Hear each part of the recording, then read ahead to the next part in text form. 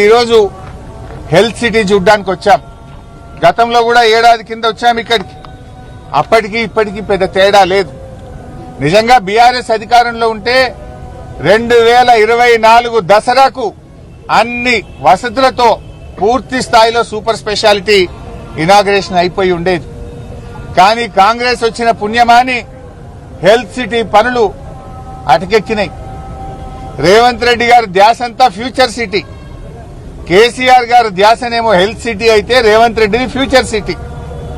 కేసీఆర్ గారు ఈ వరంగల్ జిల్లా ప్రజలకు, ఈ ఉత్తర తెలంగాణ ప్రజల ఆరోగ్యాన్ని కాపాడాలి, ఈ ప్రజల ప్రాణాలు కాపాడాలి అని పేదల కోసం కేసీఆర్ గారు హెల్త్ సిటీని నిర్మిస్తే రేవంత్ రెడ్డి ఏమో రియల్ ఎస్టేట్ ఏజెంట్ల కోసం, కాంట్రాక్టర్ల కోసం ఫ్యూచర్ సిటీ మీద శ్రద్ధ చూపిస్తా ఉన్నాడు.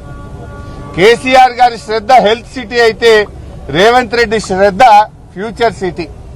కేసీఆర్ గారి ఆలోచన పేదల ప్రాణాలు కాపాడడం, పేదలకు వైద్యాన్ని అందుబాటులోకి తేవడం.